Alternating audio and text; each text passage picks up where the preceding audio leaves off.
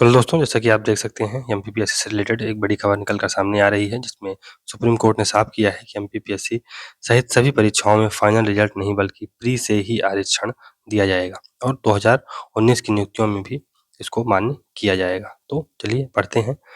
जो मध्य प्रदेश लोक सेवा आयोग है, सिविल जज एवं अन्य किसी भी तरह की परीक्षा में आरक्षण सिस्टम प्री से ही लागू होगा, ना कि फाइनल रिजल्ट पर इसे लागू किया जाएगा। तो अब प्री से ही जो आरक्षण है उसको दिए जाने की व्यवस्था सुप्रीम कोर्ट ने एक बार फिर से फाइनल कर दी है। तो मेरिटोरियस छात्रों से ही हर स्तर पर रिजल्ट बनने, चाहे फिर वो प्री हो, मेंस हो या अंतिम रिजल्ट हो, तो मेरिटोरियस छात्रों से हर स्टेज का रिजल्ट बनाया जाएगा। तो संजय गुप्ता इंदौर, ये मध्य प्रदेश जो लोक सेवा आयोग है, सिविल जज या अन्य किसी भी तरह की परीक्षा में आरक्षण सिस्टम प्री से ही लागू होगा, ना कि फाइनल रिजल्ट पर इसे लागू किया जाएगा। नोटिफिकेशन जो मेरिटोरियस छात्रों से ही हर स्तर पर रिजल्ट बने, चाहे प्री हो, मेंस हो या अंतिम रिजल्ट हो। यानी यदि ओबीसी, एसटी, एससी कैटेगरी का उम्मीदवार अधिक अंक लाता है तो वह अनारक्षित कैटेगरी में शिफ्ट करेगा, और ऐसा प्री, मेंस व अंतिम रिजल्ट सभी स्तर पर होगा। क्योंकि अनारक्षित कैटेगरी का मतलब ये जो अनारक्षित कैटेगरी है उसका मतलब ही यही है कि इसमें मेरिट के आधार पर उम्मीदवार शामिल होगा, ना कि कैटेगरी के आधार पर।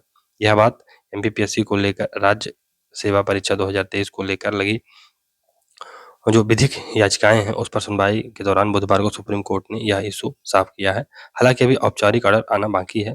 सुनवाई जस्टिस सीटी रविकुमार व जस्टिस संजय कुमार की कोर्ट में हुई। याचिकाकर्ताओं की ओर से अधिवक्ता रमेश्वर ठाकुर, गौरव अग्रवाल, विनायक प्रसाद शाह, समृद्धि जैन ने पैरवी इसमें की है। तो इसमें और चलते हैं, देखते हैं कि आरक्षण को लेकर यह क्या है विवाद, इसको देखते हैं। तो 7 अप्रैल 2022 के आदेश में हाई कोर्ट की जस्टिस से सुजाय पॉल की बेंच ने साफ किया था कि अनारक्षित वर्ग के पद मेरिटोरियस छात्रों से ही भरे जाएंगे, यानी अधिक अंक लाने वाले एसटी, एसटी, ओबीसी वर्ग का उम्मीदवार इसमें आ जाएगा। यह सामान्य वर्ग के लिए आरक्षित कैटेगरी नहीं है। तो ध्यान दीजिएगा कि ये सामान्य वर्ग के लिए आरक्षित कैटेगरी नहीं है। इसमें कोई भी व्यक्ति जो एससी, एसटी या ओबीसी कैटेगरी से बिलोंग करता है और उसके मार्क्स अच्छे हैं तो वो ऑटोमेटिकली जो अनारक्षित कैटेगरी है, यानी जनरल या जिसे अनरिजर्व कैटेगरी कहते हैं, उस पे शिफ्ट हो जाएगा। वहीं जस्टिस सील नागू की कोर्ट ने न्याय याचिका सुनवाई में कहा कि आरक्षित वर्ग के उम्मीदवारों को आरक्षित वर्ग में शामिल नहीं किया जाएगा, केवल फाइनल सिलेक्शन लिस्ट में ही आरक्षण का लाभ मिलेगा। तो थोड़ा सा पहले डाइकोटमी थी, विरोधाभास था, जिसे सुप्रीम कोर्ट ने अब क्लियर कर दिया। सुप्रीम कोर्ट ने जस्टिस सुजय पॉल के फैसले को सही माना, साथ ही 7 अप्रैल 2022 के फैसले के आधार पर पीएससी द्वारा बनाए गए रिजल्ट को मान्य किया। राज्य सेवा परीक्षा 2019 का मुद्दा खत्म, नियुक्ति हो चुकी है। वहीं राज्य सेवा परीक्षा 2023 को लेकर लगी जो विधिक याचिकाएं हैं को लेकर सुनवाई करते हुए सुप्रीम कोर्ट ने यह बात साफ कर दी है कि नियुक्ति हो चुकी है तो यह प्रक्रिया को बैक नहीं किया जाएगा। यानी कि साफ है कि साल 2019 में हुई अंतिम करीब 484 पदों पर नियुक्ति पर अब कोई संशय के बादल नहीं रह गए हैं।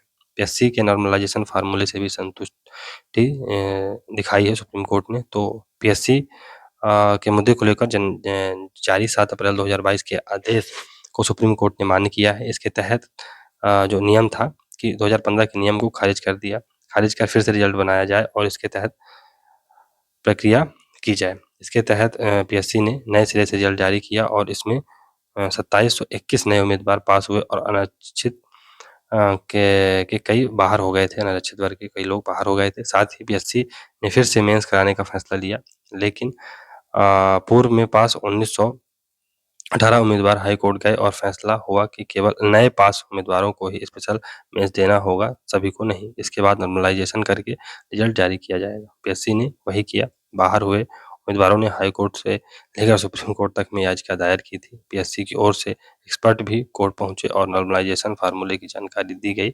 इससे सुप्रीम कोर्ट संतुष्ट हुआ है। तो होप दोस्तों कि आपको ये जो न्यूज इसमें बताई गई है आप इससे लाभान्वित हुए होंगे।